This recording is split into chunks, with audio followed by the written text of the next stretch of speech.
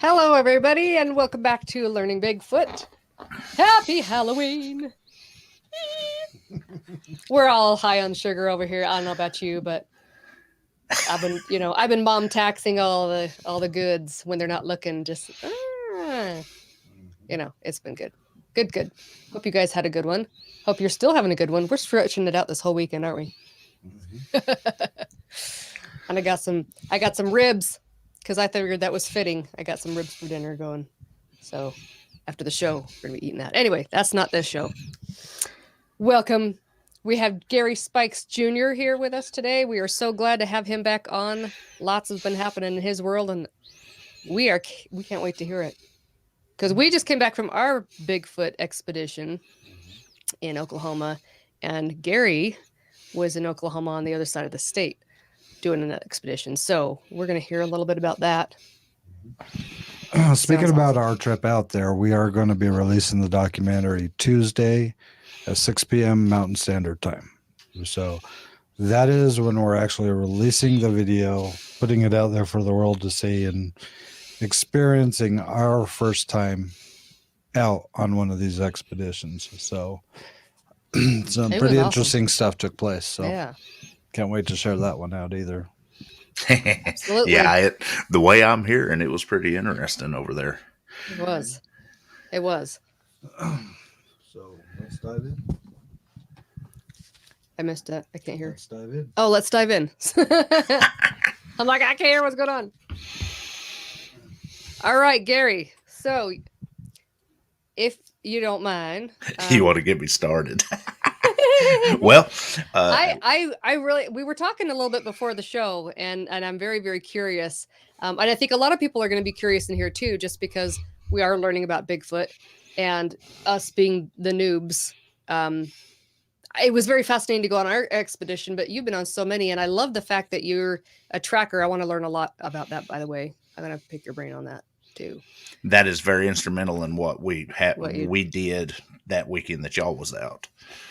And remind me how long you'd been learning about tracking, like how long you've been doing this, how long you've been studying. I mean, Dad started me tracking, blood trailing deer and stuff at 10, 11 years old. And y'all got that opportunity to meet Dad, Yeah. But I've been tracking professionally, and I want to get to this point, not expertly, because I'm not an expert. But professionally, the definition of professional is somebody that has a skill set and they do something for money. But I was tracking professionally for the Department of Corrections for 16, going on 17 years now. Before that, I tracked for the Army. So you can say I've been tracking professionally probably for about 21 years. That's so fascinating, isn't it? I just think that's the coolest thing. It's just like y'all with your filming, it's just a skill set is all it is. Yeah, but it's a different skill set because your attention to every little detail to give you the cues of what, when, where, why, how. Well, and I don't think that, I haven't heard, I could be totally wrong here, but I haven't heard a lot of people have that skill set anymore. I think that's something that not a lot of people have. And I think that's what makes it so amazing and interesting is that we're stuck on technology and all the, the doodads now, instead of going back to, to tracking, it's something that our ancestors did way, way long ago. Yeah. And we've lost touch of that. It is a dying art. There's still a lot of folks, and even in the law enforcement community, Border Patrol uses it a lot. A lot of your professional guide hunters, a lot of your, professional hunters do it. And there are a few contracted professional trackers.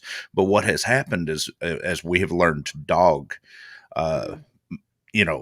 interaction. We let the dogs do it because they're so genetically set to track. But the way that I've done it for years is I use my dog, of course, and then I also use my own skills. But literally started with Dad, just using my eyes, nose, mouth, my five senses.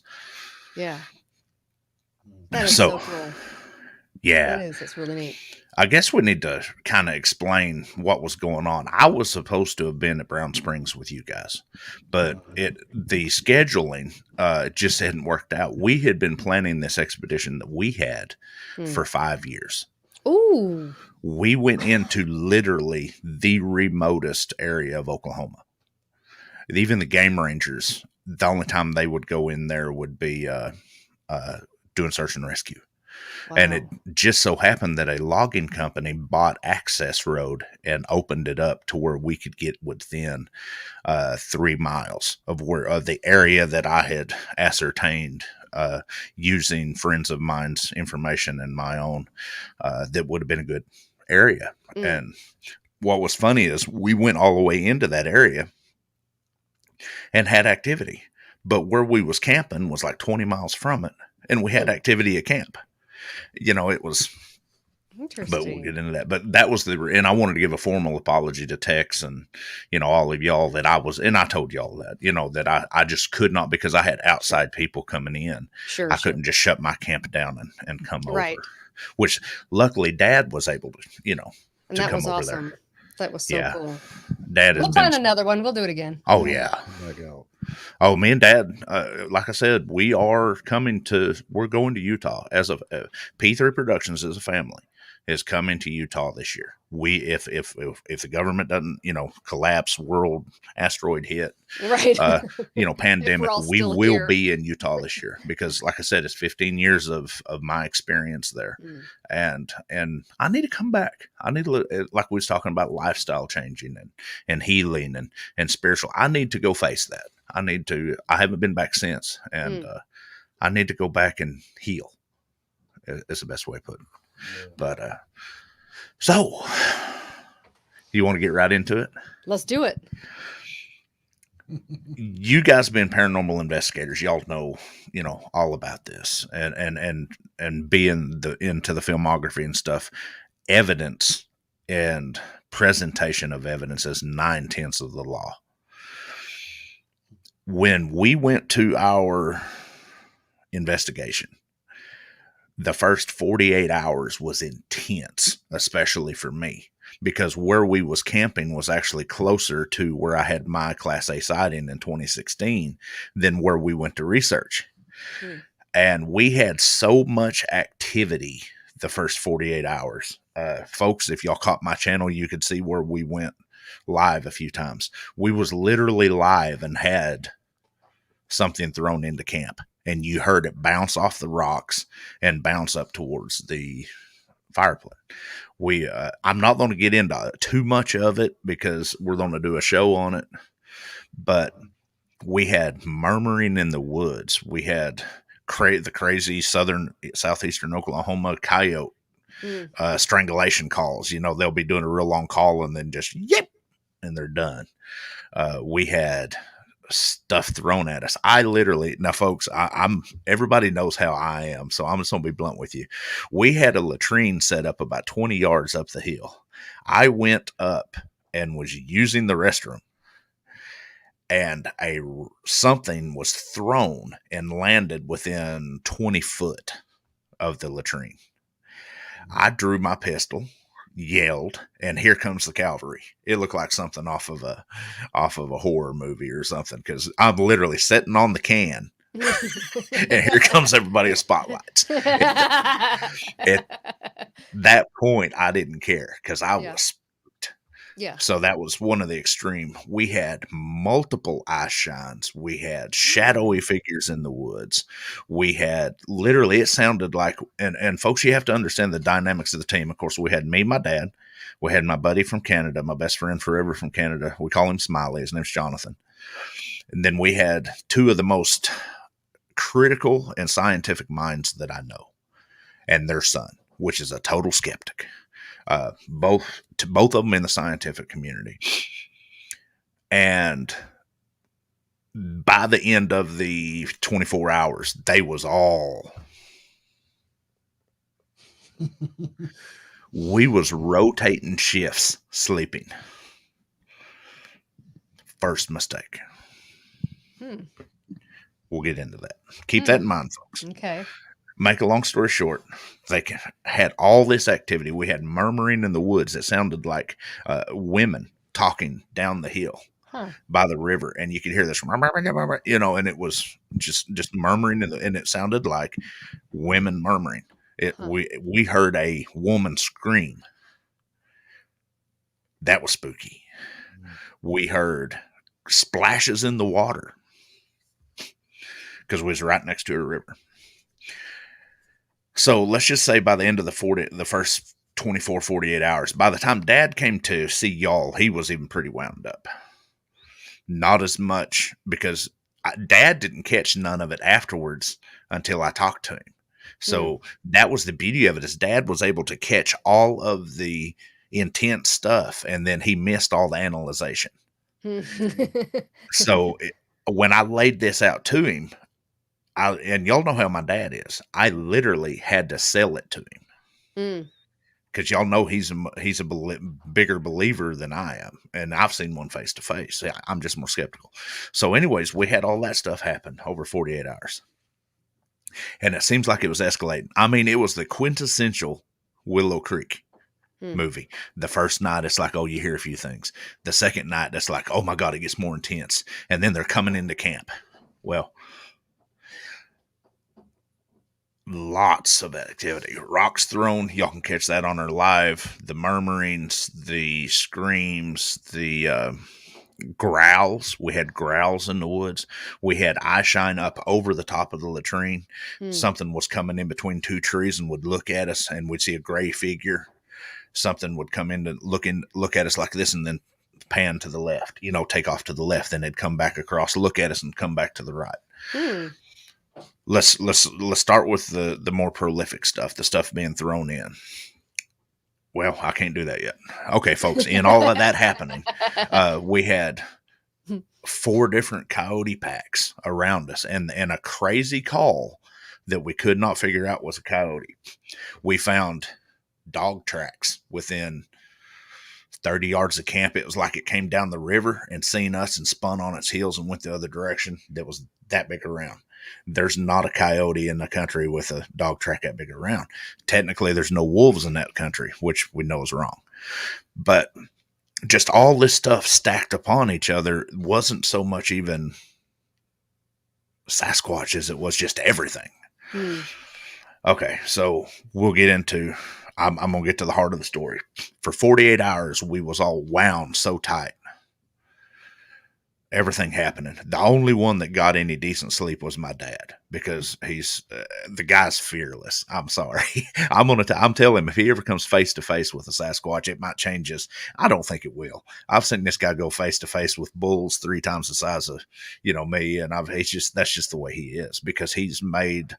What's the word I'm looking for? Now that y'all have met him, he's met his maker, I guess would be the best way to put it. He's so. I could see that. That's fitting. Yes. He's tough, and I don't mean in like the bodybuilder or I could whoop your butt tough. He's tough as in he knows who he is. He knows what he's doing, and there is no fear level. It's all just, this is how it is. This is how it's going to work, and that's how it is. Yeah, almost like the Clint Eastwood tough. Yeah, exactly. I've only seen my dad, and he wasn't scared, but he was pretty uptight one time, and that's where y'all was at.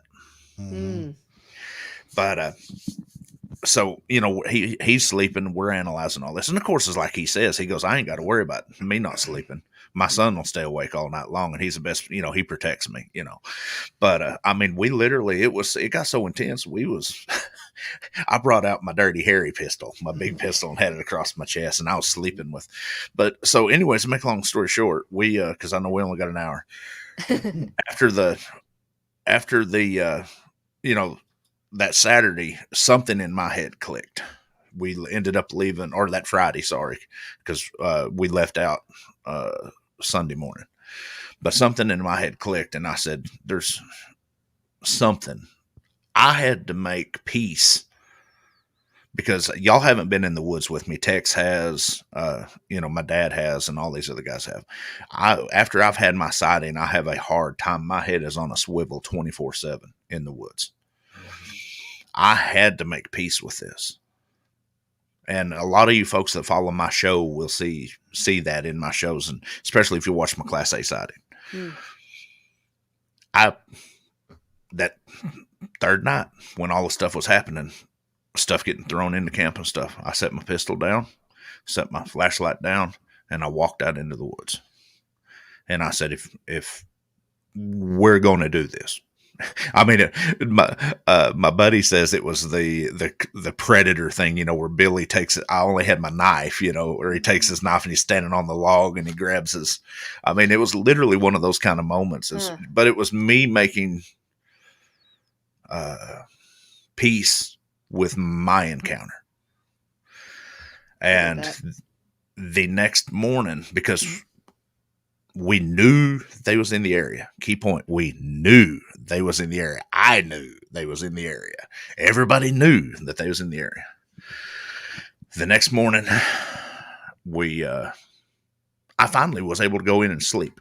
For the first time in a long time, I slept for 5 hours solid in the woods with activity going on. You'll see me doing this a lot, folks, because we found out the hard way. So let's get to the deal.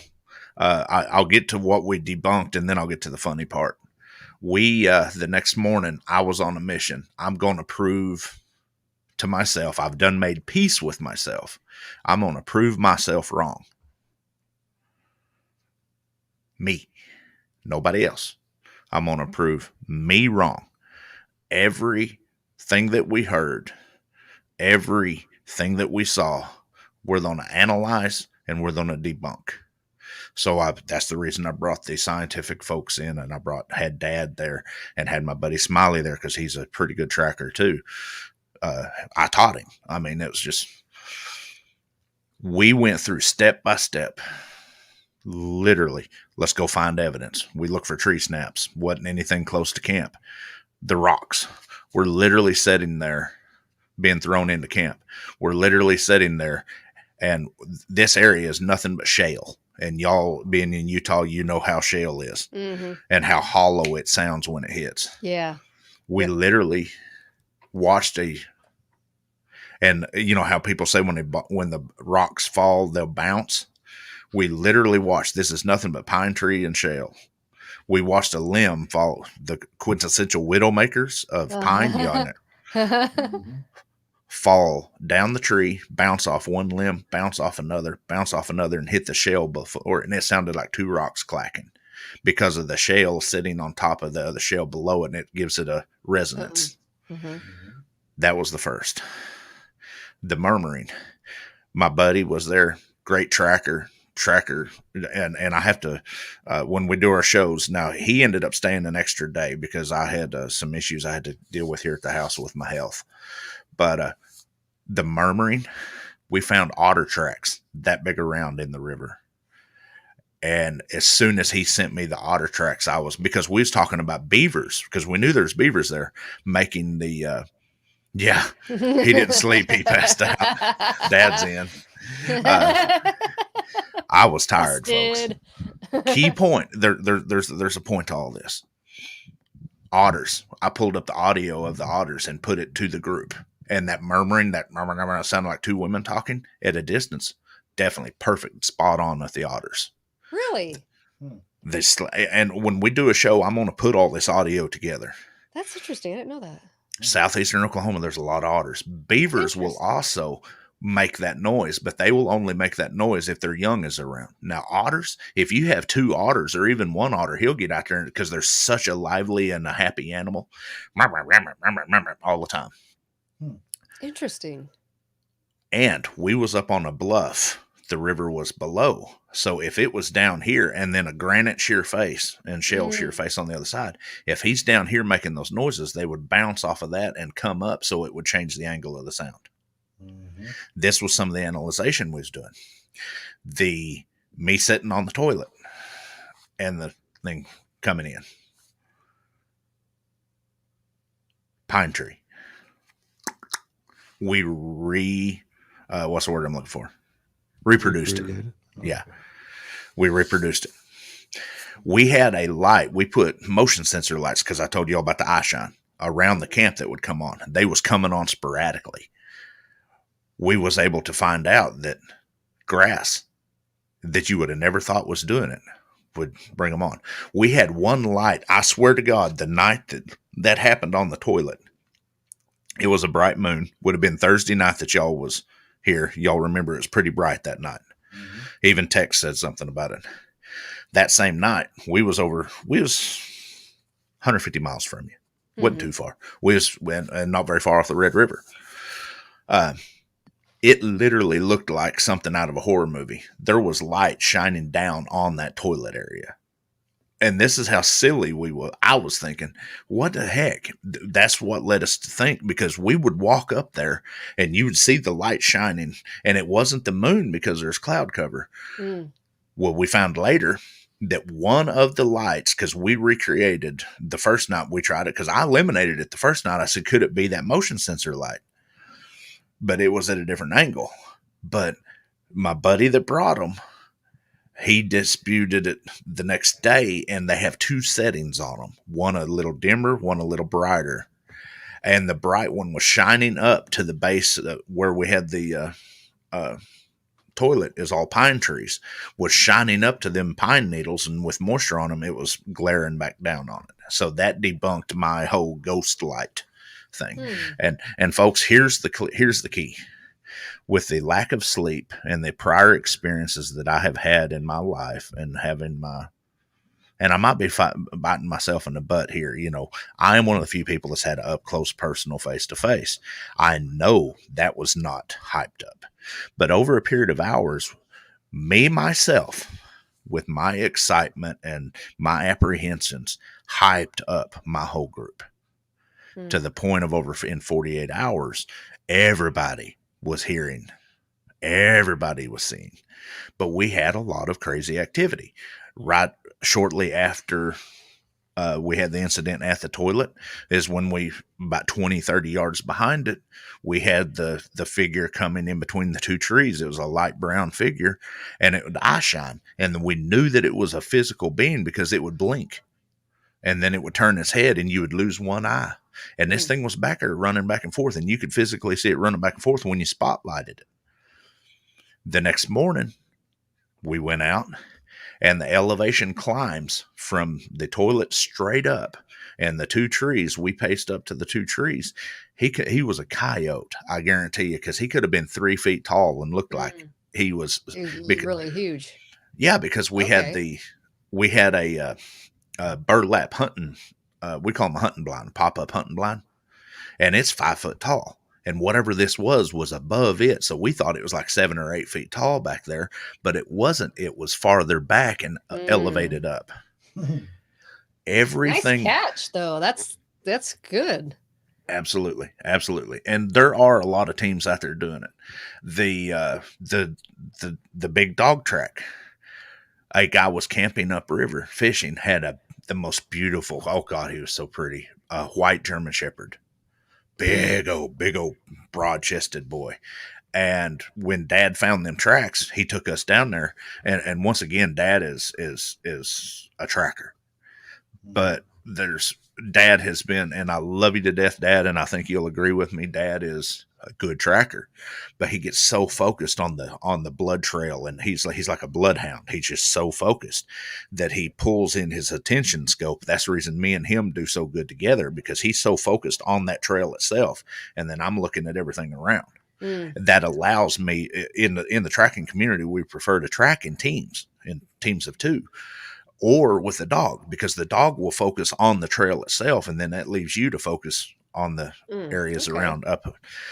But we went up about another 20 yards from where that spun and turned. Whatever it was had come down the river and either sniffed us. We thought that was my only assumption. It sniffed us and it spun around. It's a big wolf and went the other direction. Well, what ended up happening about 20 yards up the hill on the top of the hill, right by the road, we found a man's footprints. So what happened is he was walking his dog down. He seen our camp and he calls his dog back. That would explain some of the voices we heard, because at that distance and on that elevation, we would not have been able to ascertain that it was a human, but it was a real deep guttural voice. And then the dog spun and went back up the hill. The slapping and splashing in the water, beaver. That creek was right there. You could hear them spack, spack. We got great pictures of wildlife. We seen my friend literally seen, he said the bear looked as big as a cow at 100 yards and took pictures of it. So if he's telling me a black bear is as big as a cow at 100 yards, now I'm not going to give the location away, but they shot a state record bear about 5 miles away from there. Wow. That same weekend. Oh, you're kidding. Bear turned out to be 684 pounds. Wow. Holy crap. Once again, coincidences. Oh my gosh, that's huge. That's a big black bear. That's a very big black bear. They do get bigger than that, but that's a big black bear. So everything that the whole point of this, let's say we did the tracks, we did the coyotes. We literally had like multiple coyote packs and had that crazy. We had a crazy. A lot of guys have recorded them in this area saying that it's Sasquatch. You'll hear the coyotes either right before the coyote comes in or right after. You'll hear this real long, drawn out monotone, "Roar!" And then the coyotes come in. Coy wolf. A what? A coy wolf. It's a hybrid in between a coyote and a wolf. I've never heard of that. Look them up. Really? They said they was all back east. We have documented that they are in southeastern Oklahoma and northeastern Texas. Pull up. They're bigger. They can get up to like almost 200 pounds. Oh my gosh. And their vocals, when they do like a howl, a coyote usually has the yips and all that. They don't have that.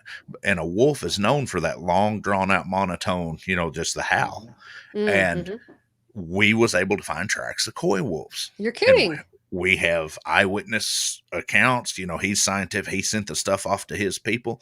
They've verified that the pictures we took was of he said whatever the Latin word is for it, of the coy wolf. So we've documented that there are coy wolves in southeastern Oklahoma.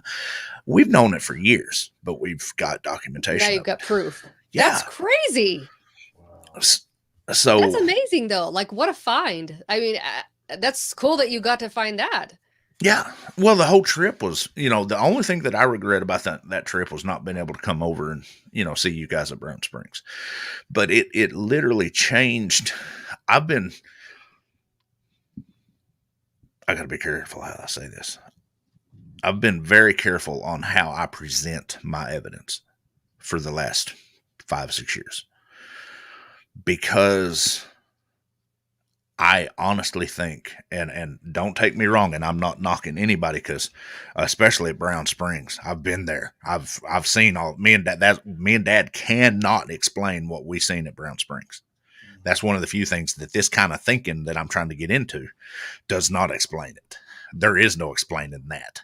You can't do light anomalies. You can't do misidentification. You can't do nothing, because I was 10 feet from whatever we seen, and y'all can catch that on Texas shows.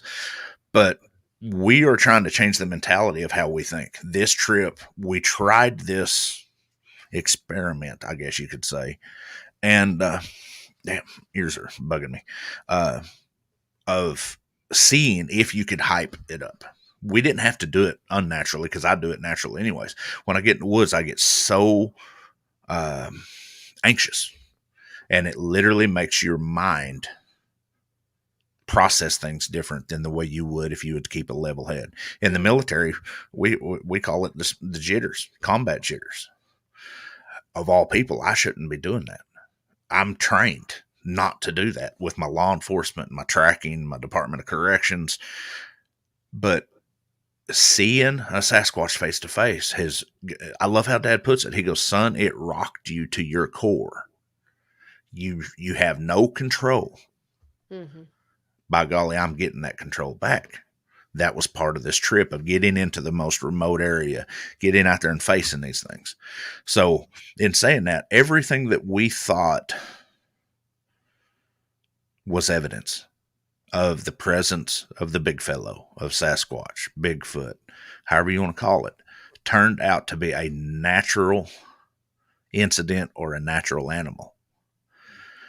95% of it. And the other stuff is so trivial that we can't even present it as such. Mm. My whole point with this, and that I'm going to present with my next few shows once I get my surgery and stuff out of the way, is be very careful when you go in the woods of who you go with and how you go in the woods and the mentality that you go with, because you will literally turn everything into what you're looking for, no matter what it is that you are looking for in any kind of investigation. Mm-hmm.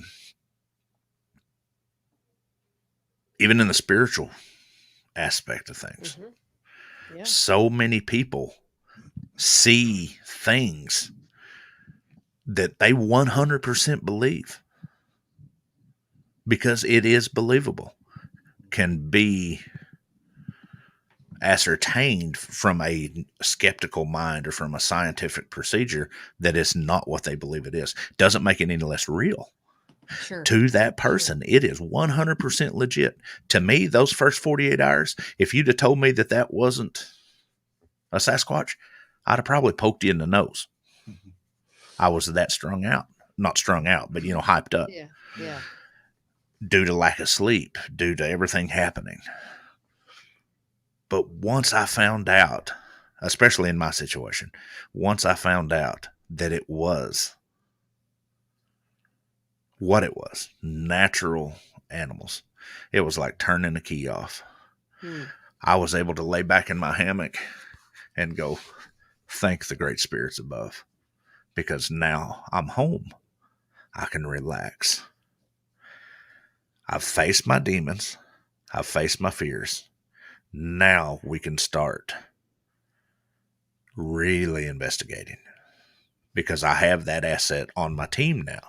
I have that skeptical scientific mind, because me and Dad, we're 100% believers. I tell people I'm not a believer. I'm a knower. Mm-hmm.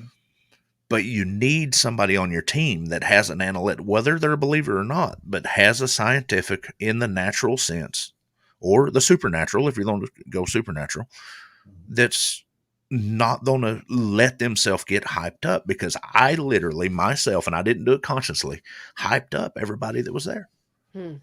One person.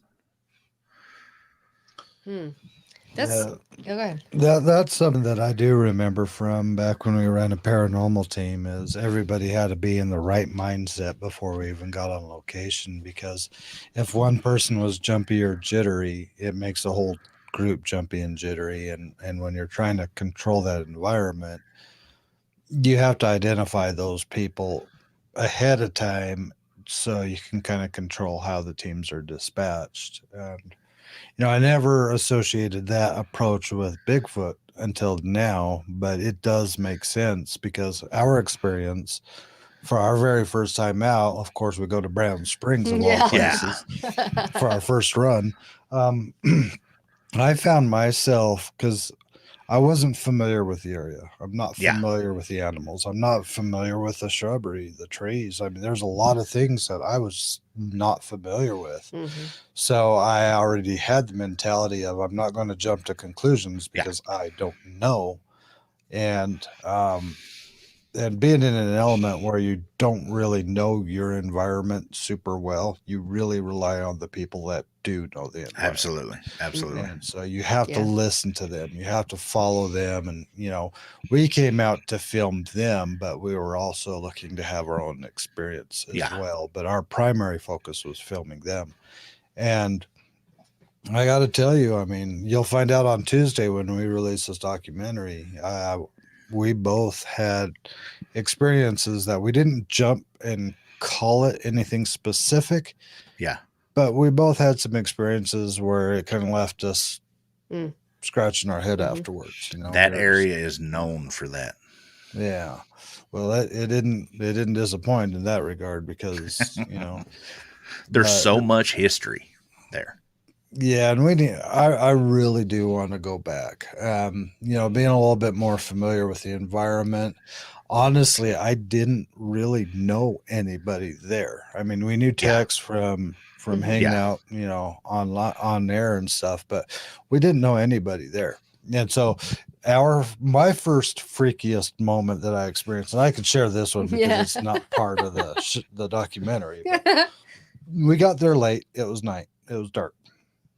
We were looking for something orange on the side of the dirt road, which turned into something possibly pink, which could have been a cone or a flag. Anyway, we were driving around these back dirt roads trying to find out where the camp is, and obviously we had no idea where we were at. And we get to a certain point, and we look off to the right, and we see that there's cars and things up ahead. It's like, maybe that's them. So we drive up, put it in park, and when we put it in park, all I saw was like 3 or 4 headlamps bobbing towards us. Right, we can't see anybody's face, we don't know. Yeah. And apparently they thought we were somebody else Yeah. when we first got there, and I'm like, are we in the right place? And and it was just one of those moments like, okay, we're in another state, backwoods, out in the woods, in the middle of nowhere, pulling up onto a camp that we don't know if it's the right camp, and all these people that we don't know walking up to us. It's like, Probably armed. Yeah. They They would were be Thinking armed. we're someone else. they were, and fortunately it turned out we were in the right Yeah. camp, but it was just, I Yeah. mean, we were on edge a little bit. We just Us- got done driving for 2 days straight, Dude, y'all did hear, y'all left, and 4 days later. Mm-hmm. Yeah, there was a body found in the Red River. Yeah. Yep. Literally quarter of a mile Mm-hmm. Jeez. from where y'all's at. That's what I'm saying. That area down there has got so much history and trauma, and Mhm. but Oklahoma, that's all over. It's like, it's not a peaceful state like Utah is. Even Utah's history, you do have the Ute and the Navajo wars in the Uinta Basin and stuff, Mhm. but Oklahoma is pretty traumatic everywhere you go. Wow. But yeah, y'all need to come back on down here. Y'all know about the new house. We've got a room specifically for you guys. We're literally moving 16 miles west, so it's still centrally located, because I've actually got permission to get y'all into some of the Geronimo's grave, the cabin where he was. I've got a friend that'll take you on. A friend, the cabin where he wore a path in the stone floor from walking. Oh yeah. They're on Fort Seal, Sacred Heart Mission, burned to the ground in the early 1900s. One of the most haunted. We're going to take you to a gravestone that says "Killed by Human Wolves" in 1926. Oh wow. Yeah, I think Wow.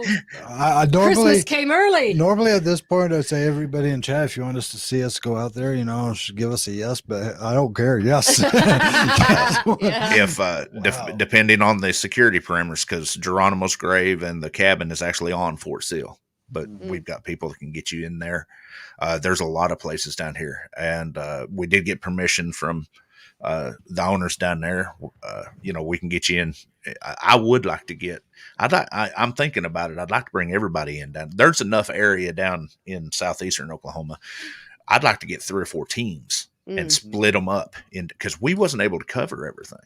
Sure. But yeah, just wait, folks. I'm making a public announcement on Tippa TV for Tippa TV.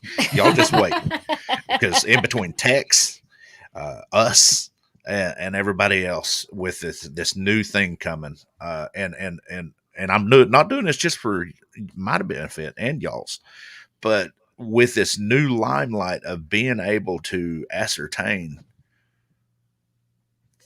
the different investigative parameters behind this stuff is pretty awesome.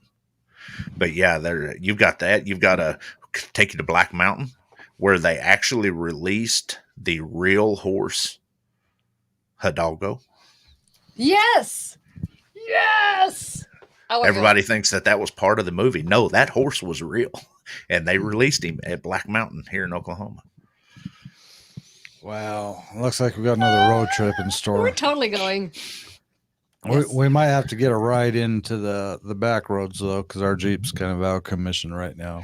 Yeah, Half it's of the coming. places that we go, even Mhm. as deep as we went into southeastern Oklahoma, Mhm. me and Smiley drove his little Ford G6 hybrid. Oh, okay. So we'll be all right. And then we walk. But yeah, that was, I mean, just some of the stuff that's, but that Brown Springs, I'll elaborate on that. That area, I've been fishing. Me and Dad's been fishing that area for 40 years. I mean, I'm 43 years old. I've ran that river barefooted most of my life, and that and all the others around there. And that area is just, I'm wanting my goal, and I'll say this, and I don't want to offend anybody by saying this. I want to get my butt back in Brown Springs with this new mindset. Mm. I want to come in there with that mindset of debunking everything because I've got some ideas. Well, that's definitely a great way to do it. I Yeah. mean, we're still new, we're still green, we still don't know what the hell we're doing. We kind of went out and had a little experience and had, filmed a lot, but again, going back into knowing your environment, knowing what kind of animals are out there, what kind of sounds they make, and even at what time of year that they make Oh, the that's true. sounds. Now, Understanding your elevation, everything like that. Mhm. did they tell you about the animal issue at Brown Springs? Yeah. Which The what? tigers, or Yeah. Uh-huh. yeah. The area that they took the Tiger King, all the cats over there is within a mile and a quarter. Yeah. And they could only, when the FBI went in, they could only ascertain about of 70 animals, they only found 64. Yeah, we were told that there was some wandering On the around out loose. there. So That's just the tip of the iceberg. My buddy that does all the historical stuff, y'all need to get with him away from the Bigfoot side of things and just listen to the research that he's found out about the history of Brown Springs. That one thing about that cemetery, only half of it is visible now. Mm-hmm. One of the newer owners, see, that was all an African American area and cemetery.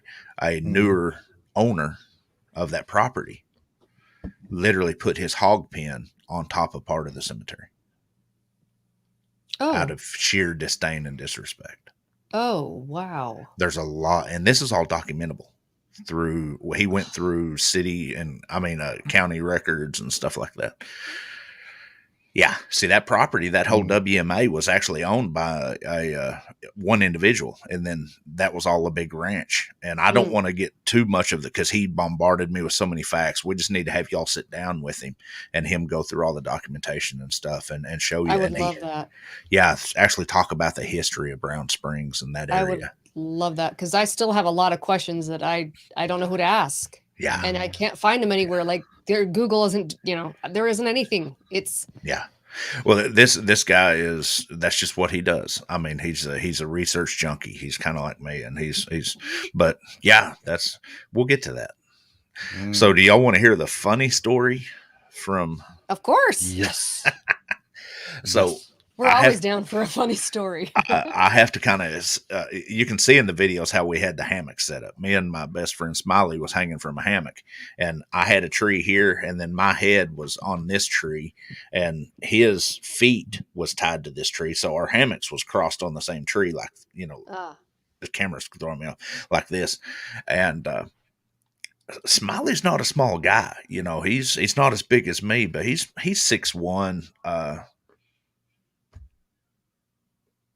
230 pounds. He's at one time, until he broke his femur, he was ranked number 3 in the world in Taekwondo. He missed the Olympics because he broke his femur. It's the way I'm understanding, and he is one of the best martial artists I've ever seen. Wow! But he was laying in his hammock, and I was laying in my hammock. And one of the few times I went to sleep that third night, and this once again is how we ascertained a lot of the vocals and the sound anomalies. But we was literally laying. If you stepped out the left side of my hammock, you would drop down a bluff into the road. We was literally his only trees available. If I'd have rolled out one way, I'd have fell 10 feet, but it wasn't completely straight down, but it was, pretty steep. And I've got video. It's not a good idea anyway. It'll still hurt. Yeah. Ouch. But he had almost died from COVID about 6 months ago. He was like 3 weeks on oxygen and stuff, and so he's has to use a CPAP machine now. But he snores real bad, so we got him in a hammock so he could sit, kind of sleep. Well, he had been working he works night shifts. He'd been working all those nights, and so he slept. And he's so funny ever since he's had that. He'll be sitting there. I call him. Tell him he's got narcolepsy. Mid sentence, he'll fall asleep. Because he's catching sleep wherever he can. Yeah.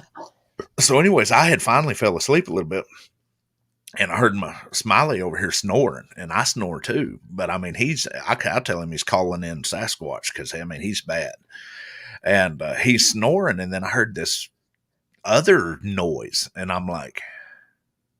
And Smiley, you'll probably get mad at me, but I don't care. I heard this other noise. He was literally inhaling and like alternate. And I'm stretching it a little bit, but he was literally passing gas while he was snoring. We all do it. And it'd be like he'd snore like, and then out the other end. And I heard this like little warbling sound, like a, and I'm like, what in the world? And folks, this is no lie because we woke everybody up in the camp. I raised up in my seat, in my hammock like this, and hit my headlamp and turned, and his hammock had stretched. I told him, my dad's laughing already. I told him, I said, you need to set your hammock up tighter because it's on a stretch. And he goes, oh, I'll be okay. And it had stretched to the point that his butt was literally this far off the ground. So you have the flat ground like this, and it just drops off. Well, his butt's this far off the ground. And I'm literally looking at him, and you hear he is snoring and pooting out his butt. And I look down, and underneath, folks, this is no lie, no joke. I'll swear it on my dead grandfather's grave. This thing is just crazy. Was a raccoon had come up the side of that embankment and was underneath his butt. And when he would fart, and it was sitting there like this, and it would kind of, how a raccoon will kind of sit on their hind legs and stick their hands out like this. I swear to God, if I could have got that on camera, it looked like it was praying to his butt. And every time he'd pass gas, it would go, do that funky little, because I don't know what it was doing. I screamed, I'm laughing. I'm like, what the hell? I'm not going to say it on there. And this thing looks at me and had to come, whoa, took off running. And so Smiley wakes up. My dad was sleeping 20 yards away. He wakes up. I'm literally laughing so hard, I roll out of the hammock and landing on the ground with my headlamp facing the ground. My pistol falls out on the ground. My phone falls out on the ground. Another key moment. I had my phone on my chest. If I'd have been thinking, I could have got, but once again, same thing when you see a Sasquatch. That's the last thing you're thinking about. Right. I wake up, I'm half asleep, and I turn around and look, and literally you got his butt, he's hanging in the hammock like this, and he's passing gas, and this thing's underneath him going, la, la, la, la, la, la, la. So we get to making fun of him, and the scientific guy that's there, we're talking about, I said, that thing was praying to your butthole. I said, I guess it was so infatuated with the smell, he thought it was beans and cornbread or something, or chili, because we'd ate chili that night. He was going to come up and get him a bite. I said, all he'd had to do is reach up and grab you by the butt and bit you, and he'd found out that it tastes like trash, But then my buddy never misses a beat. He goes, no, I tell you what he was doing. And this might get a little crude, folks. Are y'all a kid-friendly? Not today. Go ahead. Okay. I don't want to hurt your monetization. I'm not going to cuss or nothing. But my buddy was sitting there. He goes, no, I tell you what he was doing is he was praying to the great brown eye in the sky. He was telling him, oh, pass that beautiful smell on down to me, great brown eye in the sky. We laughed for 3 hours. That right there is what kind of turned me a little bit. That I enjoy going and researching, but you know what I enjoy more? It's just going and enjoying. I posted a video. It happened the next day. I posted a video of me and Dad fishing along that river. And Dad said this trip is specifically, and I love how he put it. He said this trip is specifically about fishing and enjoying and doing a little research, but healing. Yeah, yeah.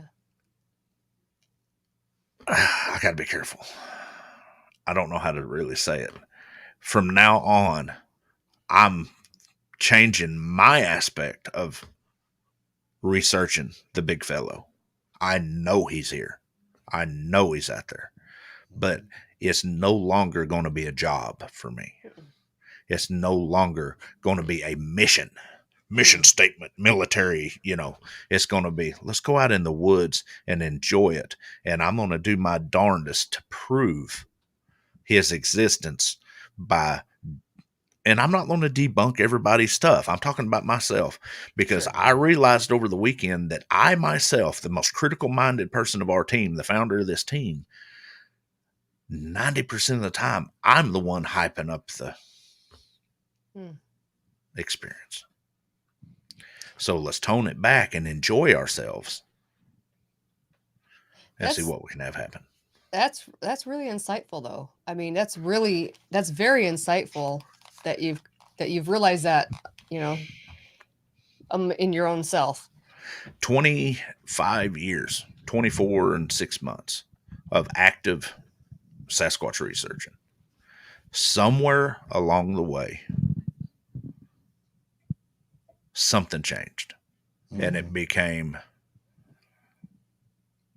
a job.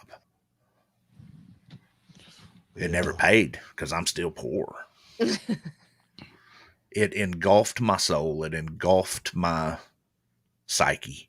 It consumed me. No more. I get you. And, majority of things I always have to relate back to ghost hunting because that's our past. That's our history. And we've had the same conversation, but in regards to going ghost hunting is the majority of the time when things actually did take place around us, it's when everybody was standing around joking, just socializing, talking with each other, either be on breaks, things like that. Yeah. That seems to be when the majority of the activity actually started presenting itself. Even though I found myself constantly going into the investigations, I was so hyper focused on the investigation. Yes. I think you were like you were saying with your dad, I was so hyper focused on the investigation. I think I was missing a lot of the broader stuff that was happening around me. And, it was kind of interesting because people would always be like, oh, you do ghost hunting? That must be so scary. And I always said, no, it's not scary because when you're there, you're focusing on what you're doing and you're purposefully listening for things. You're purposely focusing on your equipment or the shadows or the lights or all this, that you're not really thinking of it in a scary mindset. You're thinking of it on, am I going to capture it? Am I going to experience it? Is it going to come out in front of me? And, sometimes you do have to flip that switch and say, you know what, I got to relax. We got to go. We got to have fun, because even our team ended up feeling more like a job. It's like, we had to go run the equipment, run the cameras, get everything set up. And we were good at it. Don't get me wrong, but break into grims and have assigned areas with a certain assigned time frames before you had to rotate. Yeah. It did turn into, like you said, a job that didn't pay, but when those certain moments did happen, then it was like, man, this is so exciting. But we've debunked so many of our own things that absolutely, and it was sad. I think you hit a good point right there. Marianne mentioned it earlier about the tracking mindset. You're analyzing everything. To me, there is no opinion in tracking. It's either there or it's not. Or it's not. There is interpretation, personal interpretation on track images and stuff. But that track, if you have the skill set to ascertain what that individual is doing by the track itself, then there is no opinion. It's doing that. You just have to get your skill set to that level. Somewhere in my research was Sasquatch, whether it was starting the podcast or doing the podcast, doing this, doing that, doing the other. I lost that evidence is evidence. Opinion is opinion. I say all the time, in my personal opinion, same with the paranormal, because we did paranormal too. There's always that level of interpretation, but the evidence is if you're there in that group, you're going to see the same evidence that I see. How you process that evidence is where the opinion comes in. And I really think, I really, really believe that I've lost so many good friends in this community, paranormal and Sasquatch, cryptid, because of stupid arguments over the same bloody evidence. My opinion differs from your opinion, so I don't like your opinion, so let's go somewhere else. And I'm not going to turn this into that conversation, but I'm just saying the evidence is the same. But key point, even in this most recent trip, keep in mind when you do debunk somebody, and y'all don't have that issue, because of the position you're in and so new into the community, but old dogs like us, keep in mind that evidence very well is the same evidence, but how they have presented it because of them being psyched up is 100% set on believable in their psyche. It was an eye-opener for me. I hyped myself up. You could not have told me 100%, 25 years experience as a Sasquatch investigator, researcher, tracker, enthusiast, whatever fancy word you want to use it for, that I was surrounded by Sasquatch. And then when one of my dearest friends says, come here, re-look at this evidence. You talk about take my hat off and set it aside, and wow. I will never, I'm going to try my best. I'm not going to say that. I will try my best from this point on to never judge anybody because of the evidence that they have, because 90% of the time, and I'm sure there's a lot of hoaxing and stuff like this that goes on, but 90% of the time, the way people are seeing this evidence, they 100% believe what they say. Yeah. Well, again, I have to completely agree with that, because we have captured things that we just knew. We were there in the moment. We were there when it took place. We knew everything that was going on at the moment that we captured something, and we just knew that, hey, we could even tell you what it smelled like at that moment. Yeah. And we would show it to people, and of course we'd get a lot of opinions on it's plastic, it's this, it's that. And I swore I came into two key points of my mindset when I was doing it. One, I could respectfully disagree with somebody. I could agree to disagree, I guess is the best way that a lot of people say it. I can disagree with your opinion on a certain topic, but I still respect you. Yes. And I still believe in what you're doing. That's the first. The second one is I hate using the term evidence. Yeah. Everything I always would present, or anything I would ever show, is always points of interest. This is an interesting point, or a different interesting moment that took place for us. So we're classifying it as a point of interest. Take a look at it, form your opinion. Absolutely. Yeah. And it definitely helped. It definitely helped with the mindset that way. Yeah. Well, and a lot of that is, I like how you put that, interpretation of information, I guess would be, or a stimulus would be a better. Sometimes my wording's a little crazy because, I'm a little crazy, but but it was an eye opener for me and my team, and especially for me being as with my traumatic, and once again, it was not that traumatic in other people's eyes, but in mine it was, because that was my interpretation of that, for lack of better terms, that experience, and it terrified me. But now I've sit back and maybe I need to go back with a different mindset and reevaluate that. Well, we'd love to go with you. Absolutely. We're down. We was supposed to have went to that site in this last trip, but we just, like I said, we need to take 2 or 3 teams in there because there's so much, it's such an area. But yeah, that I'm thinking I've got a truck now that's real close to the size of the truck that I had at that time. And I'm thinking about going in there, and I've got a fella that's probably close to big enough. And just for he's average, he's 6'6", 265 pounds. It's my brother. And I would like to put that there in a video format and then extend out. I might even like cut a piece of plywood to show the physical size. And go in there and reevaluate that situation, and I would like to do something like that. That would be interesting. That'd be a good trip. But it would be. The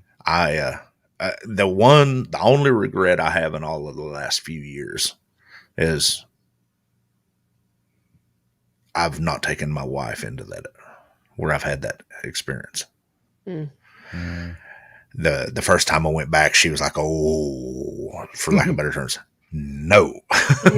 And when we went, because she knows, and that would be kind of cool too, is if we did take her in there, because she knows the experience. I mean, she knows the emotion and the PTSD from it, and she would be able. It'd be cool to let her actually physically see what I went through.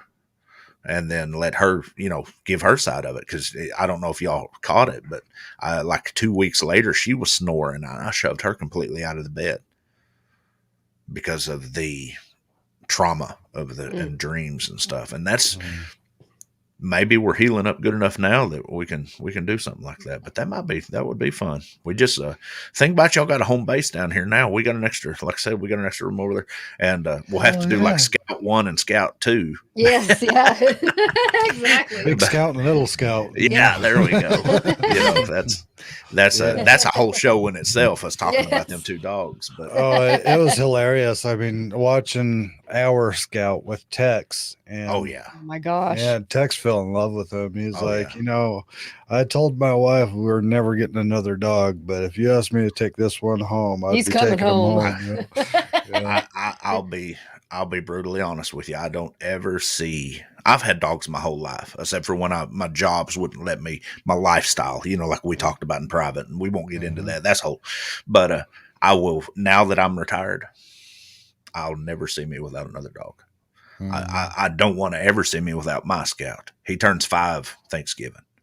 But I will when he gets, we discussed that in private too, when he gets to the point that he's getting a little bit old to tromp up and down them mountains and go tracking with me, I'll have to pick up another one. And there's such a cute little Mimi that just puts me in tears, of an old golden retriever kind of faded out. They kind of ghosted him out, and you can see through him.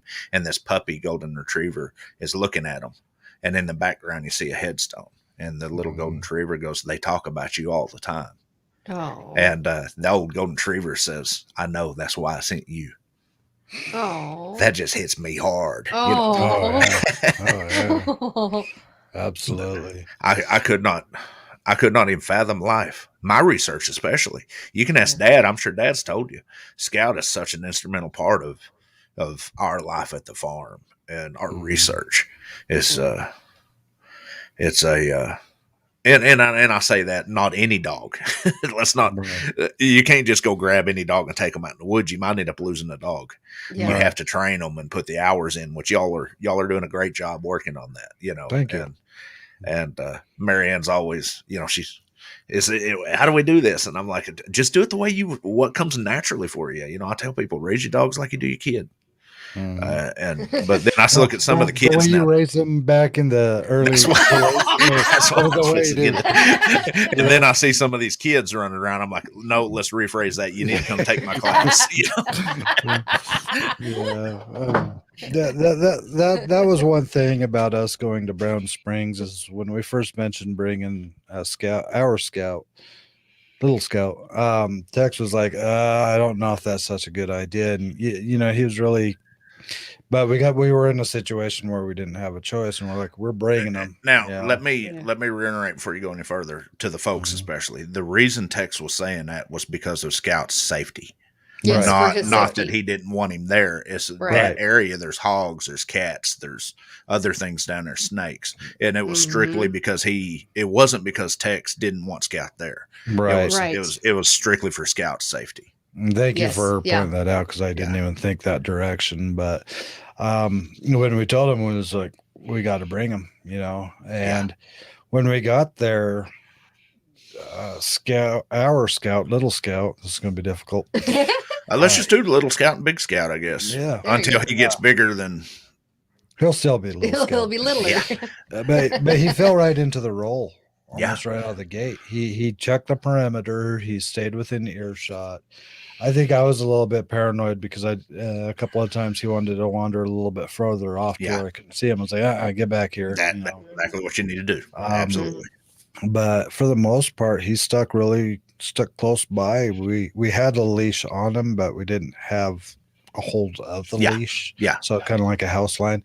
But man, he kept following Tex. Everywhere Tex sat down, he would sit right next to Tex. They were buds Tex has that spirit about him.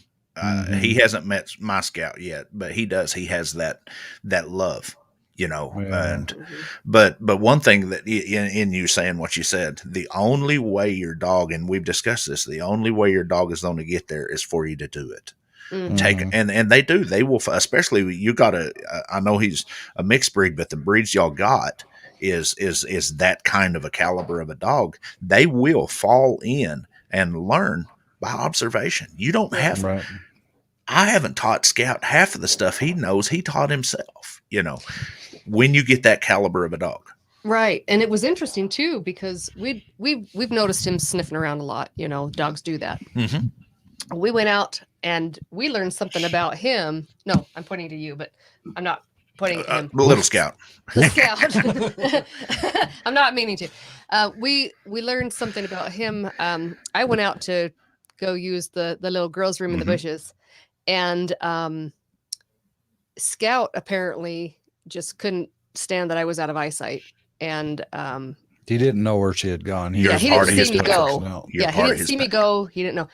He tracked me. Yeah, you could. We sat there watching it. He started sniffing around the camp until he caught her scent. Then he started following her scent to where she went. It's a natural. Woo! Tracking is a natural. When you learn your dog, I don't call them a dog anymore. They're my doggo. They're my family, my brother. But the more you learn the dog, you take those natural abilities, especially now. Here's the key point too: that tracking ability will even come in on the paranormal side. They will use that sense of smell, the slight variations. They will use that hearing. But the biggest thing that we have to do is figure out how to stimulus that ability for that and mold it for that purpose. You see what we're getting at? Yep. You can, just like we do with tracking a dog to track a human, is we take them out and we stick a sock or something from that human and they take off in the woods. So now what we have to do with the paranormal side of things is maybe find an active area and take that dog into that area and don't force him into nothing, but watch his behaviors and see how he stimulates. We discussed that. I don't want to get into a big long. And we've actually done that. Yeah, we have. So he's picked up on a couple of things here at the house. Awesome. Yeah. See, that y'all are going into an area. I told you I've never done that, but I know dogs. Y'all know the paranormal. So in between the two of us that's going to be interesting. I'm so glad that y'all have taken the right step to bring such a blessing into your life and then to the life of others through your YouTube channel of people don't understand. They think a dog is a thing. It's I'm going to put it in my arms. Now, there's a lot of people that the dog is part of their family. Don't take me wrong. Right. But the general consensus, a dog is a thing. I can kick it out on the street corner. I can do whatever. Mm-hmm. People like y'all are pioneering this, and it's been done before. Don't take me wrong, but y'all are going to document this thing, and it's. I missed that opportunity with Scout because I didn't document it all the way up, and. Well, we try to be careful too. I mean, because for one, we obviously don't look at Scout as a thing. Yes. For two, we don't go way to the other end of the spectrum where it's like fur babies. Oh, yeah. We still have to acknowledge that it is a dog, and dogs have a different mentality. Dogs have different needs. Yes. Dogs have a different, you still got to treat it like a dog. It could be part of your family. Yeah. You could love it as much as you love anybody else in your family, but it's still a dog. And you got to pay attention, and you got to remember that. Absolutely. It does a disservice to the dog if you don't. Yeah. Well, and y'all know that I'm not going to do that because of being but Scout is at a different level. I could never, Scout got his first live bite. I think I told y'all about that, about the guy that broke into our backyard. Mm-hmm. Mm-hmm. I was more anxious about my dog getting hurt. And I've trained attack dogs and police dogs for years, but he is so close to me. He's Scout's main function is he is my PTSD therapy dog. He is my companion. So what I'm having to do is, like I was telling y'all, Scout goes in the woods with me, but I would never put him in harm's way. Right. He has excelled above that level that you're talking about. He's just a dog. So I'm going to have to bring another dog in or another two to train to track. I'll use Scout to do that. But I will never put Scout at that level. I have to disassociate from my next dogs. Because in the military, and of course, doing what y'all are doing, you don't have to, because there's very few. Y'all have a different set of dangers than I would. Y'all have to worry more about possession. You have to do protection against possession and supernatural attacks that can lead to physical. That would be my biggest concern with y'all, and asbestos and stuff like that. And then when you come on the Bigfoot, out Sasquatch and stuff, you have to keep them close, which you're already doing that. But my next dogs will be specifically for tracking, that I'm gonna bring in. So they'll be at a different level also. Scout can never, I could never. Don't take me wrong. I don't think I'd be able to stop him if a hog or something come in on us. Scout would rip it. I mean, he's ripped pit bulls and everything else, but I'm so anxious about.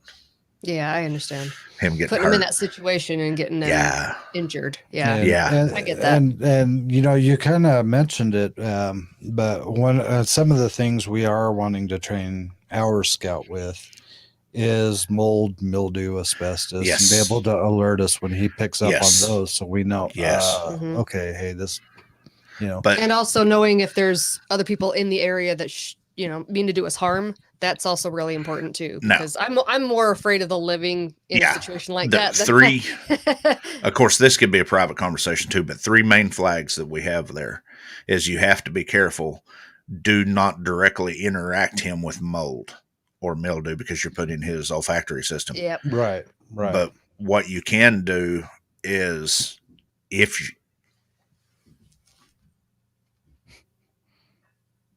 Scout heard his name. Sorry, we got stuff going. It's Halloween night. I forgot.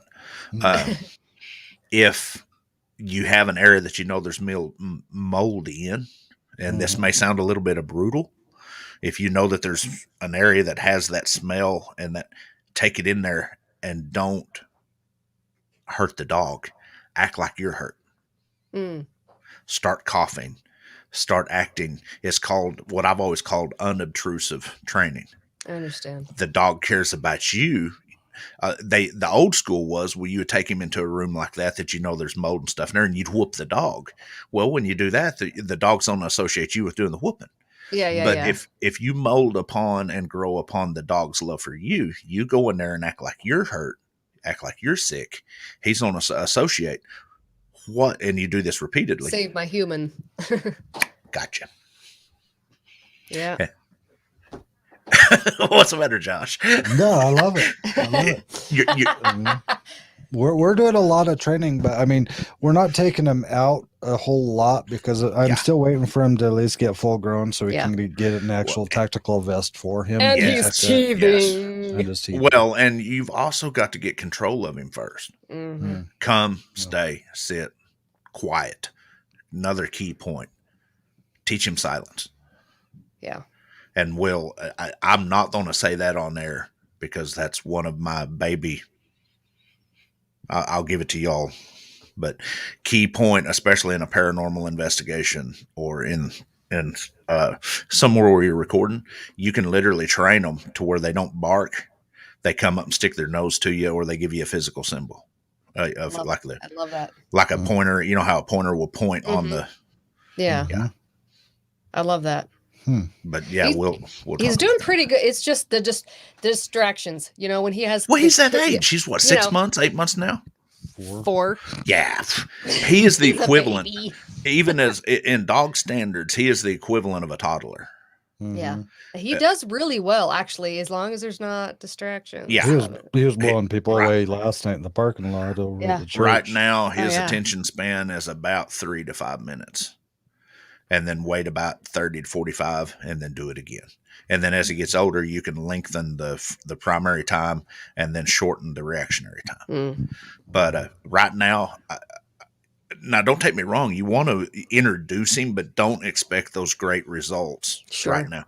But sit, stay, get your basic commands. Yeah. The main thing that I would probably tell you is and you're already working on that. You said you was doing it. I love that you left his leash trailing. That way you can reach up and grab him if you need to. But get him to where that rascal can be. You can ask my wife and them. My dog can be 50, 100 yards away.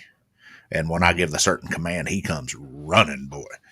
That's the main thing. Because he will, if you do this right, especially in the paranormal deal, I've got this idea. I'm thinking about I'm going to do it with Scout, but we'll build you a vest with a GoPro on his deal.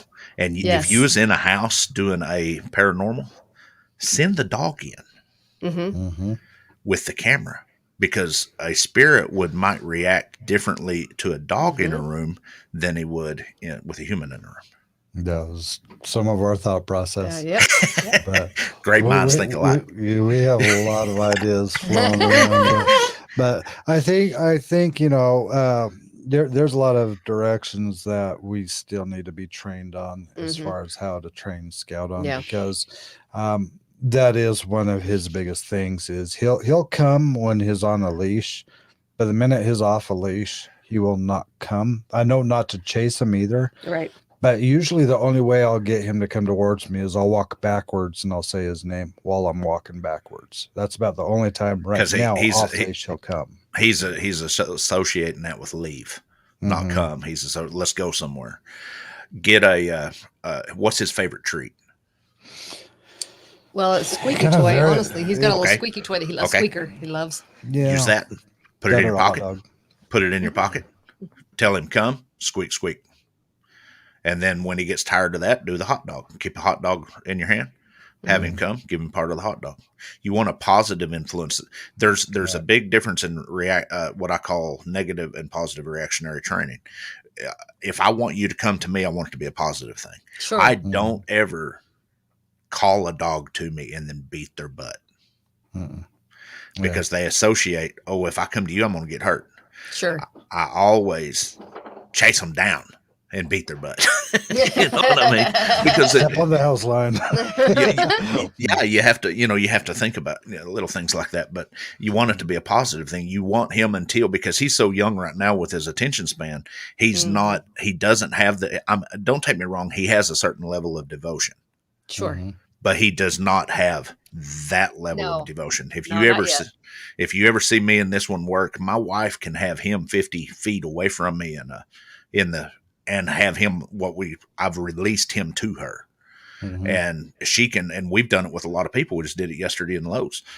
She can have him locked in, and I'll look at her and give her a certain deal, and she'll just drop his, and he's locked in on her, and he'll stay right there. And then all I do is, and he, boom, on me. That's what we need That's to what work I on. do. Yeah. We're struggling on that because if I'm walking him Yeah. and she's in front, he'll constantly Oh, be yeah. trying to catch What up. kind of a, this could probably be more of a private conversation. Because, Yeah. But yeah, we can work on that.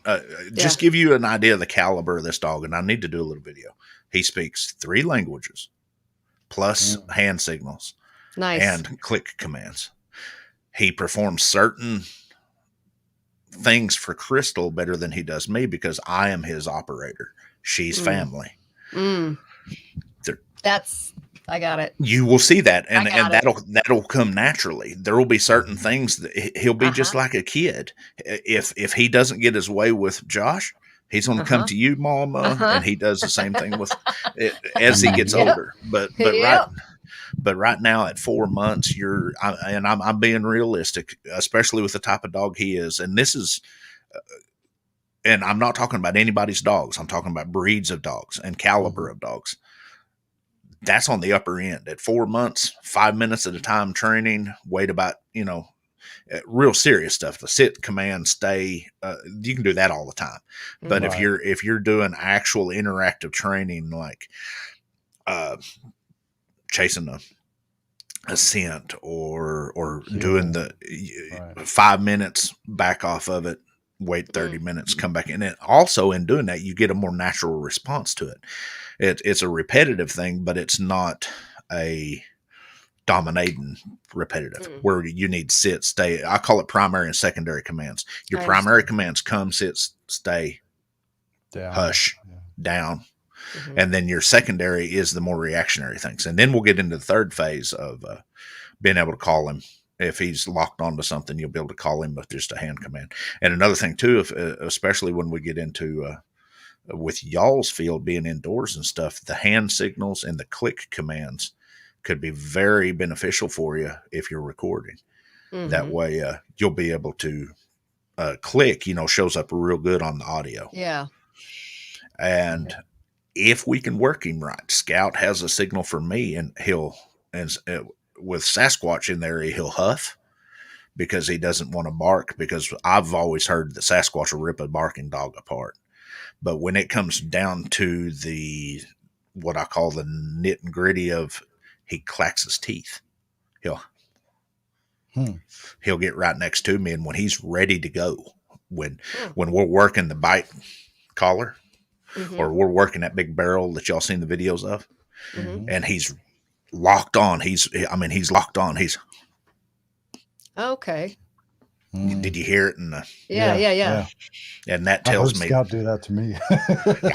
It's a natural. This may sound silly. There is a documentary out, Wolves of the Great White North and Wolves of the Yellowstone. Watch those documentaries and see how the pups and the alphas and the betas interact, and see how the alphas interact with the betas. And what you want to do, one person in the house has to be the alpha. You make a decision who it is. It just kind of happened that way. Okay. Then it's natural. Are the alpha. You will be the alpha female. But when it all comes down to it, and you make a sacrifice in doing this, and I'm getting into the psyche of things again, but you make a sacrifice in doing that, you will never be that dog's buddy. You will always be the alpha. That way, because as this dog gets older, he's going to get rambunctious. I understand that my dog is devoted to me 100%. Y'all seen the interaction. It's just 100%.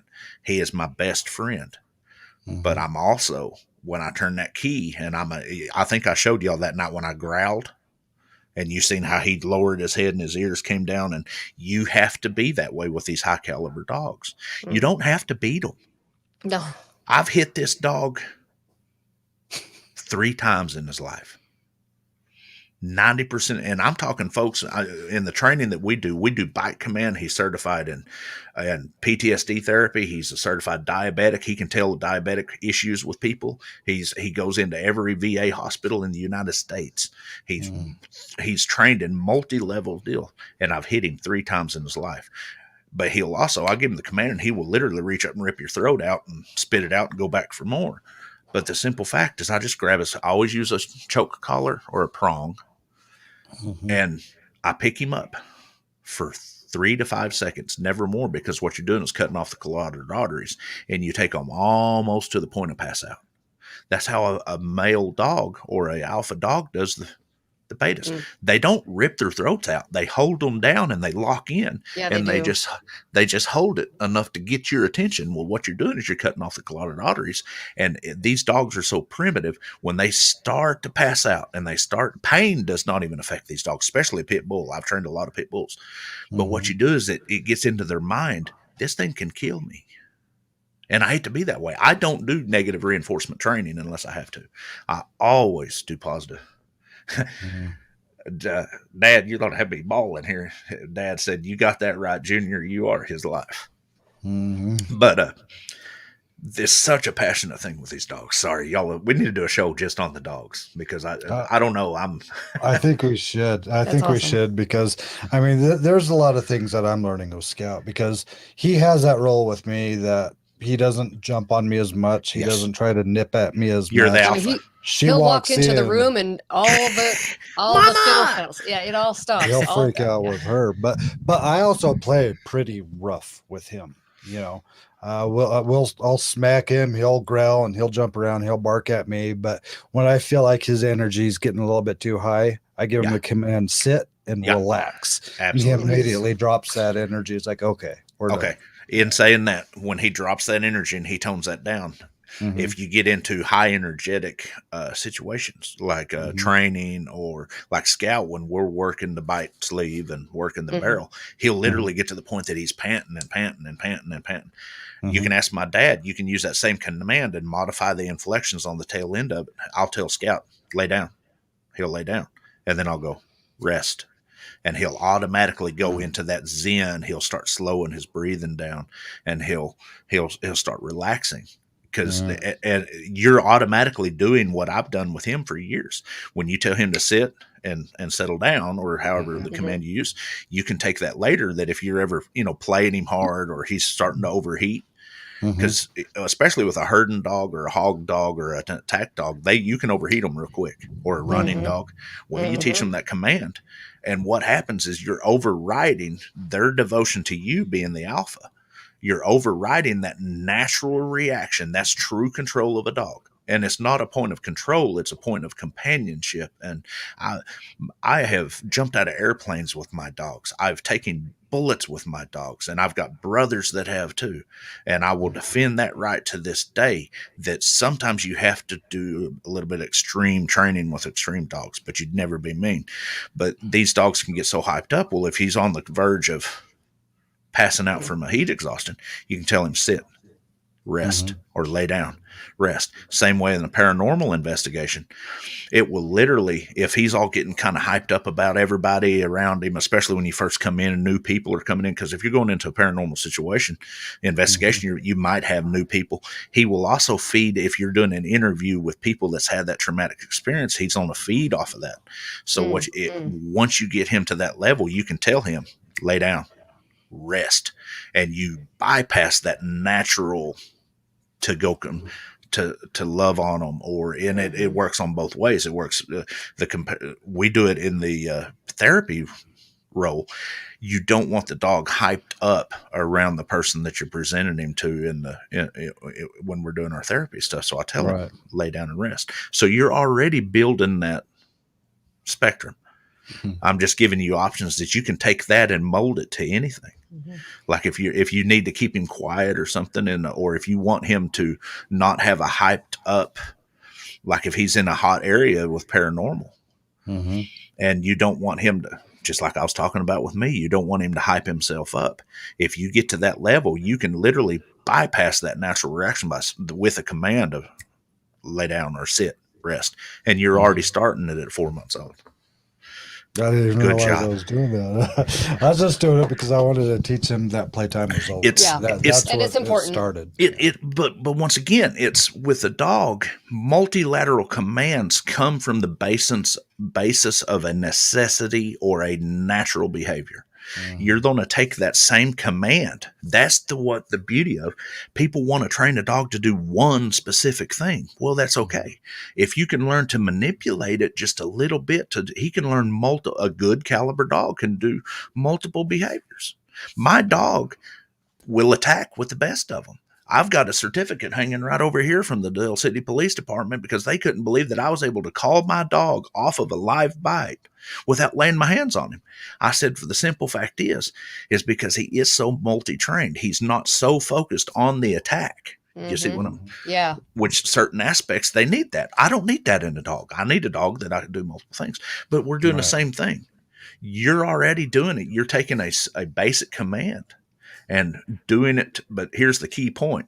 If you want to do it for multiple functions, you have it just the littlest inflections in the voice. So you always got to keep your mind right. What do I want this command to do? Be sure, because you can totally mess a dog's head up and it takes a little while to fix it. If you do, and don't get mad at him, when you do the inflections on the command, but you do the inflection wrong and he does the other procedure. You see what I'm saying? You're not going to do that right now. We're talking 6 months to 18 months of training. Right. But I'm bad. I always have to get after Crystal. I have to teach people to teach dogs because Crystal, she'll do the inflection. She thinks she's doing the right command, but she's not. She's got the wrong inflection. So he's doing what that inflection is on that command.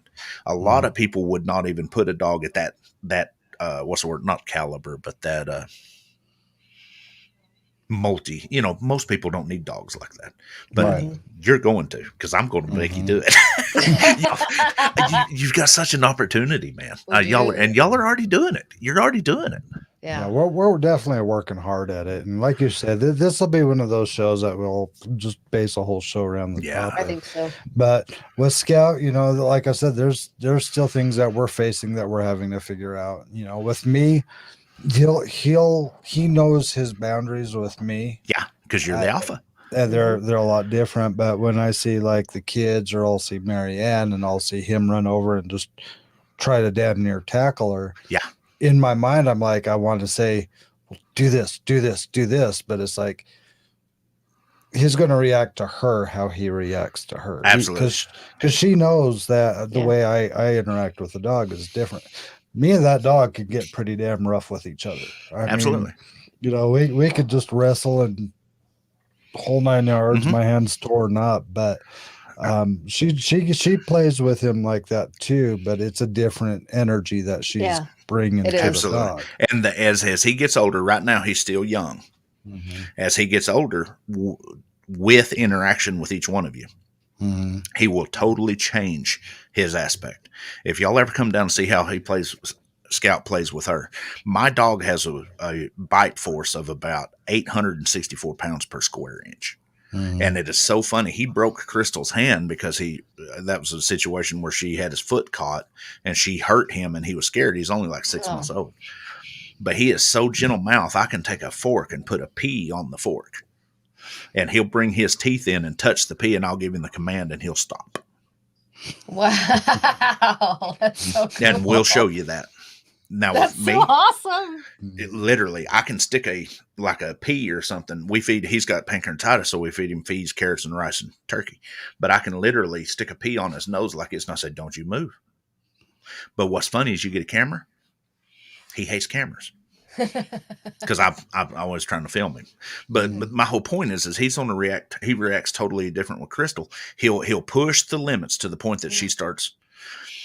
You really want to mess with the dog and see how good he is. If he starts getting and see what role is what. I know you're the alpha already, but when he's playing with you, if he keeps, you tell him stop, quit biting so hard, what we call is an easy bite. And that's where, when he bites down on you, if he's getting too hard, do that real shield. Ow! And what that does is that clicks, oh my God, I hurt mama. And I guarantee you do that 2 or 3 times and he'll react to it 3 times faster than if you spat him on the nose and say, quit biting so hard. Because you're reacting, you're building upon that love and building upon the love basis and the love command. Because right now, y'all are his pack. Mm-hmm. You're the alpha mother. And then I'm sure he reacts with your children totally different also. Totally different. Who does he sleep with 90% of the time?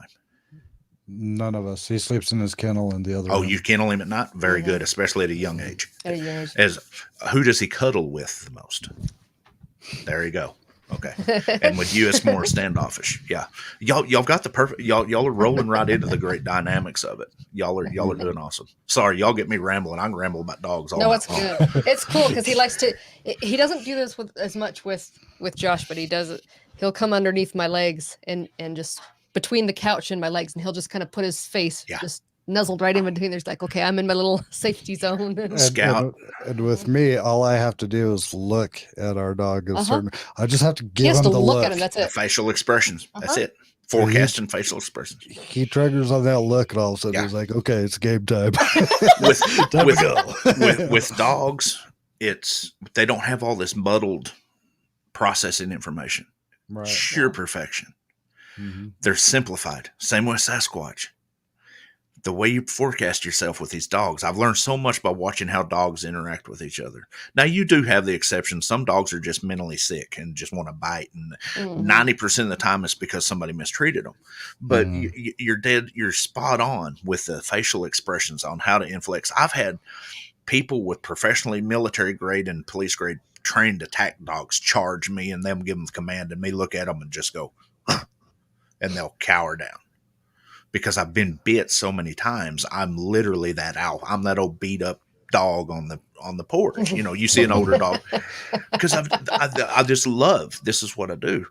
But the whole point that I was getting at is with that, if you can take those natural commands like that look, you'll get him to focus on your nose, on your face. You'll lock eyes with him. And over a period of time, you'll do this. And he'll take off. With Scout, I can go and he'll focus. And then I'm out the door he is. This is the beauty of these things. Dogs are so wonderful because they're so natural. And that's where I have taken with the Sasquatch. I think they're the same way. And then they've got the higher intelligence that we do. But one other thing with your dogs, you was talking about, that was his spot. Ever since I was in the military, when we'd jump out of airplanes, our dogs would strap here. But a lot of times our dogs would get tired, or the sand or something would get real hot, or their feet would get messed up. And even in search and rescue and stuff. So I always trained my dogs. The reason I ever could use like a Rottweiler or a big German Shepherd or something. It's the reason I like his Malinois, 50, 60 pounds. Throw them up over your shoulder. That's that. Scout did that to me the other day. Malinois, that's what. If you ever watch a Malinois with sheep, they'll get up on top of the sheep. Serious training. They're a Belgian sheepdog. Yeah, they love how. Scout did that to me the other day. I was like, "What the hell are you doing?" But I stood up and walked around. I was like, "Holy crap!" That's a natural position for a Mallee. It has been instilled in them since the breed began, and I don't know who did it, but for some reason, Scout's the same way. He's right. His spot is if I'm laying down, he's my pillow. If I'm sitting in my chair, if he gets scared, we call him Scooby half the time because the first place he is up on my shoulders. But I did that as a pup so I could carry him across my pack, and I did it in the military. We'd put him across our pack and walk with them. But wow, that's smart. Do y'all have HBO Max?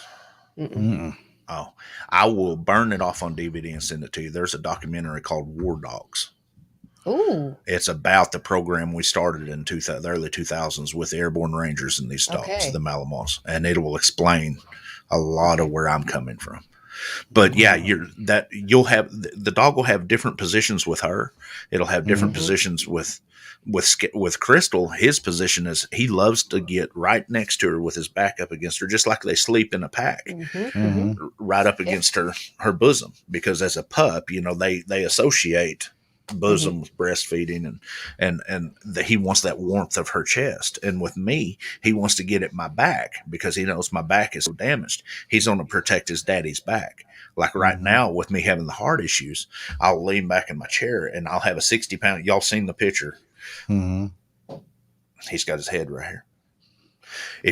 There's a true statement. If you look at a pack of wolves, when an alpha and a alpha female, the alpha pair get in a battle, the female always comes up underneath the alphas. It looks like she's cowering down, but she comes up underneath the alpha male's throat. She's doing that to protect his throat. And they will fight, literally fight from that position.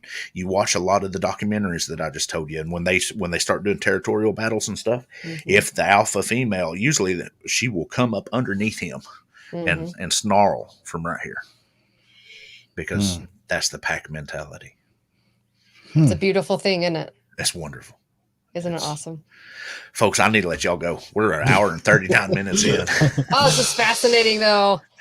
Again, for any of you who are just tuned in or tuned in a little bit later, we are finally releasing our Brown Springs documentary this Tuesday, 6 p.m. Mountain Standard Time. We'll be actually releasing the video here tonight. Not releasing it, but the announcement for it tonight. So you can hit your reminders and go back and visit that. And keep in mind, it is a special. It's a 2-hour special. So just know that it's longer than the rest. And it's intended that way because there's so much that happens in it. But just know it is longer than any of our normal videos because it is a documentary. And it was our first time actually in this environment. So yeah, it was epic. It was. I can't wait. It was epic. It was so great. So great. And Gary, thank you again for coming on the show. I definitely think we need to have you on to just talk dog. Yeah, absolutely. Just when give things me calm down.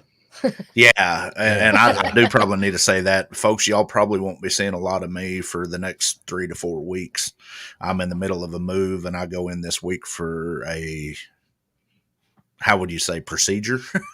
and it's gonna be hit and miss for a little bit, but Lord willing, we'll make it through it.